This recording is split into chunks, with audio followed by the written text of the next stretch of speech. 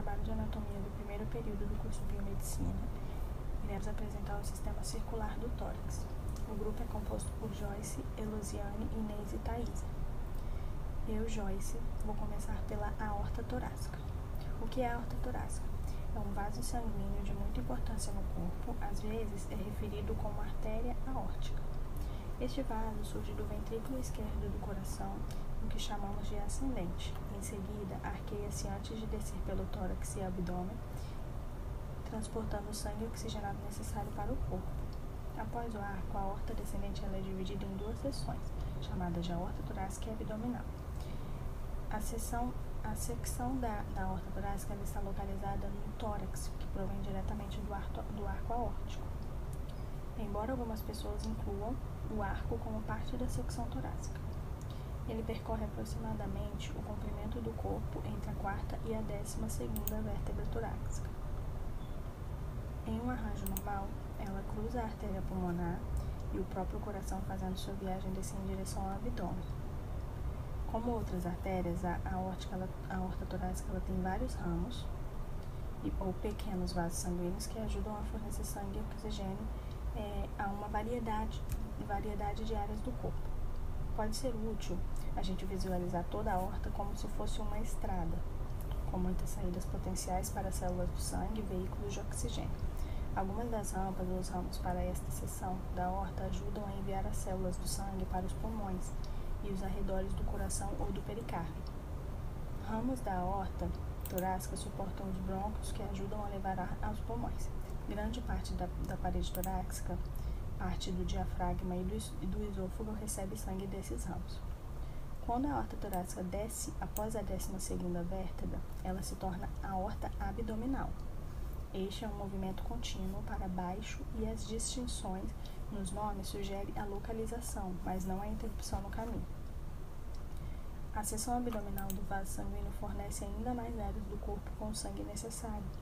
A metáfora da rodovia e da autoestrada ela é muito útil, dada a importância estrutural e fundamental da aorta torácica. Qualquer interrupção no trânsito ou qualquer condição médica que afete o fluxo sanguíneo provavelmente será grave e exigirá tratamento imediato, algumas vezes urgente. Algumas das doenças mais comuns que afetam essa seção do grande vaso sanguíneo incluem aneurisma de vários tipos. Se o enfraquecimento ocorre em uma seção da aorta torácica, pode resultar em colapso total ou disfunção do vaso, e isso pode ser devastador. Além disso, um aneurisma na seção torácica pode afetar qualquer coisa abaixo dela e pode ter efeitos graves na aorta abdominal. Reparo rápido pode ser necessário para que o tráfego de certas células sanguíneas continue normalmente. Às vezes as pessoas também desenvolvem úlceras na aorta torácica ou podem ter condições na aorta ou arco ascendente, como estreitamento, estenose ou disfunção de válvulas. Alternadamente, algumas pessoas experimentam vazamento ou regurgitação. Defeitos congênitos podem resultar em mau funcionamento da aorta desde o início da vida. Embora nem todas essas condições sejam medicamente urgentes, elas precisam ser cuidadosamente vigiadas por um médico. Mudanças súbitas para funções precárias em qualquer parte da aorta podem exigir reparo cirúrgico para restaurar a saúde do vaso e das partes do corpo que ele serve. Eu sou Inês de Oliveira e vou apresentar os tópicos artéria esofágica e artéria mediastinal. Os ramos da aorta torácica são a artéria esofágica, que supre o terço médio do esôfago, e a artéria mediastinal, que supre os linfonodos e os outros tecidos do mediastino posterior. As artérias que suprem o esôfago são genericamente chamadas de artérias esofágicas, 4 ou 5 em número. Surgem da face anterior da aorta e passam obliquamente para baixo do esôfago, formando uma cadeia de anastomoses, isto é, de uma rede de canais que se bifurcam e recombinam em vários pontos, tais como os vasos sanguíneos, ao longo desse tubo, anastomazando com os ramos esofágicos das artérias tireoidianas inferiores acima e com ramos ascendentes das artérias frênicas esquerda e com a artéria gástrica. Divisões esofágicas. Aquelas suprindo a parte cervical se originam da artéria tireoide inferior, um ramo do tronco tireocervical da artéria subclávia. A aorta torácica envia artérias esofágicas através da parte torácica. As veias da parte cervical drenam para as veias tireoides inferiores. A parte torácica é drenada por veias que seguem para os sistemas venosos ázigos e hemiázigos, bem como para as veias intercostais e brônquicas. As veias seguem uma lógica semelhante às das artérias. Os vasos drenando o esôfago do sangue desoxigenado são chamados veias esofágicas. Elas diferem em relação aos vasos para os quais seguem. As veias esofágicas drenam para as veias ázigos e hemiázigos, acessória e veia gástrica esquerda, tributária da veia porta. Artéria mediastina. A cavidade torácica é dividida em 3 compartimentos. Centralmente, identificamos o mediastino e lateralmente as cavidades pulmonares, separadas do mediastino pelas pleuras pulmonares.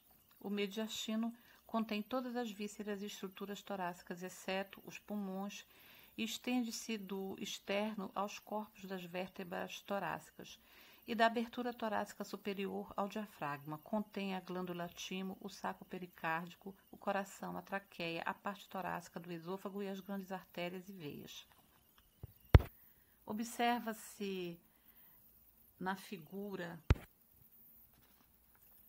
A que o mediastino é delimitado superiormente pela região cervical, inferiormente pelo diafragma, anteriormente pela parede torácica, posteriormente pela coluna vertebral e lateralmente pela pleura mediastinal. Os ramos mediastinais são numerosos pequenos vasos que vascularizam os linfonodos mediastinais e tecido areolar do mediastino posterior. Olá, sou Elosiane do curso Biomedicina. Venho falar do sistema circulatório, coração e pulmão. O coração humano bate cerca de 3 milhões de vezes em uma vida. Bombeia cerca de 150 milhões de litros de sangue continuamente através do sistema circulatório. Esse órgão é incrível, é mais ou menos do tamanho do seu punho. À medida que o corpo se desenvolve, o coração cresce na mesma proporção do punho. Então, o coração e o punho de uma criança são quase do mesmo tamanho ao nascimento. Seu peso gira em torno de 250 a 300 gramas. É um órgão único, muscular, localizado na região mediastino, na cavidade torácica, entre a segunda e a quinta costela, com seu ápice levemente voltado à esquerda para a frente, tocando a parede torácica, a nível do quarto ou quinto espaço intercostal. Possui como principal função impulsionar o sangue através de vasos, fazendo chegar a todas as células do organismo. Este incansável órgão pode parecer extremamente complexo, mas obedece a um esquema simples. O coração apresenta 4 câmaras, são 2 átrios e 2 ventrículos. As câmaras superiores dos átrios encontram-se separadas pelo septo interatrial e as câmaras inferiores ventriculares são separadas pelo septo interventricular. Os átrios funcionam como câmaras receptoras do sangue de várias partes do corpo. Os ventrículos funcionam como câmaras bombeadoras. À direita do coração só circula sangue venoso e o lado esquerdo circula sangue arterial. A circulação do sangue nessas 4 cavidades está controlada pelas válvulas. As válvulas funcionam como meio de comunicação entre os átrios e os ventrículos para o ser humano viver. Os pulmões precisam fazer a hematose, processo de absorção do oxigênio e eliminação do gás carbônico. Todo o processo começa nos pulmões. Então, enquanto os pulmões recebem o ar e faz a hematose, o coração bombeia o sangue para o corpo. O sangue não oxigenado retorna ao coração, até os pulmões, onde resíduos serão eliminados na expiração pelos pulmões. É exatamente isso a circulação sanguínea, mas com detalhes importantes.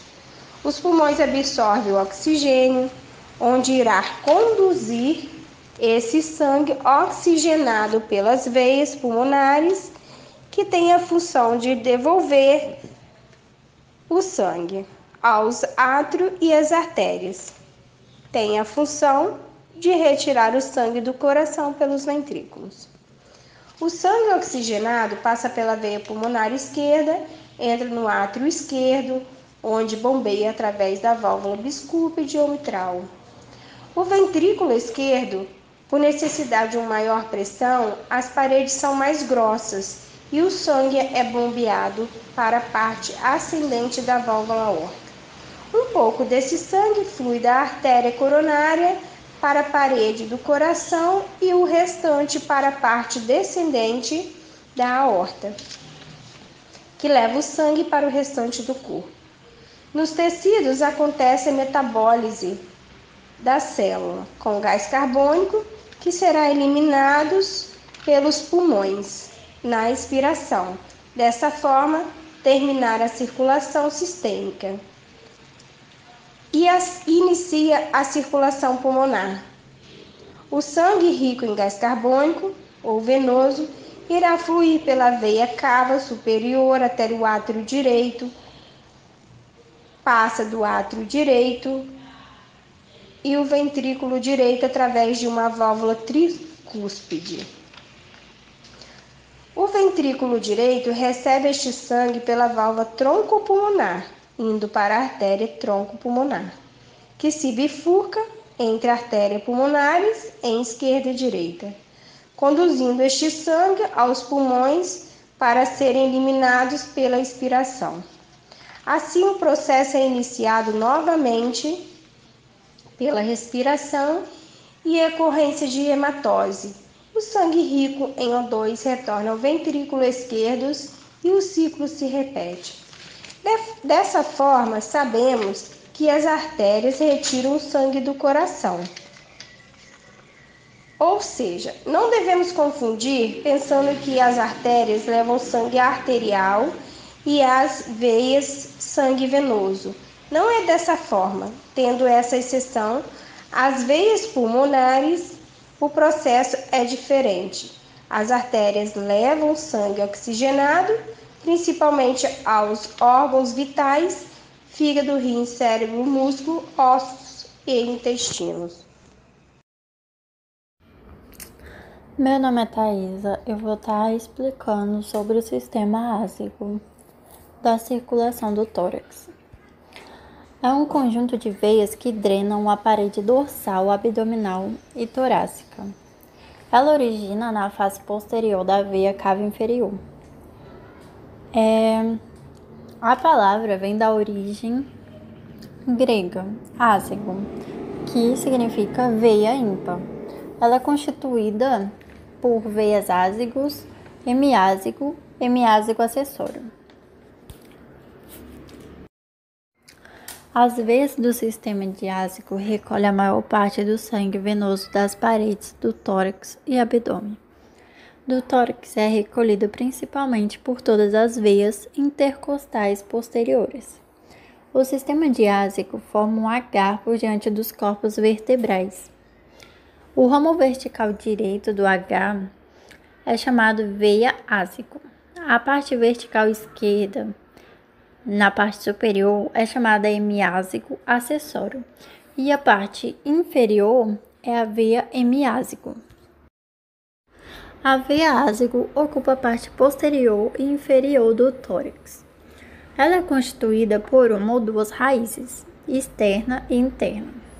A externa é formada pela junção, em ângulos variáveis, da veia lombar ascendente e 12ª veia intercostal direita. A veia lombar ascendente cresce do abdômen para o tórax, na borda externa. Já no nível da 12ª costela, encontra a intercostal direita, e o ponto de junção está oculto pelo fascículo vertebral do músculo quadrado lombar. Já a parte interna tem sua origem na face posterior da veia cava inferior, na altura da 2ª vértebra lombar, e na veia renal, passa para o tórax no hiato da aorta no diafragma, ou por um pequeno espaço entre o pilar principal e o segundo pilar direito. Desemboca na ásicos externa entre a 11ª e a 12ª veias intercostais. Quando constituída, a veia ásicos segue de baixo para cima anteriormente à lateral direita das vértebras até a altura do 3º espaço intercostal. As artérias intercostais direitas passam posteriormente. Sua face direita está em contato com a pleura parietal, separando-a do pulmão direito. Já a parte esquerda, o ducto torácico, a separa da aorta. À sua frente, encontra-se a face posterior do esôfago, sendo separados por uma parte da pleura. Na 3ª ou 4ª vértebra torácica, ela faz uma curva anterior, passando por cima do pedículo pulmonar direito e se abrindo na parte posterior da cava superior, quando ela está entrando no saco periático.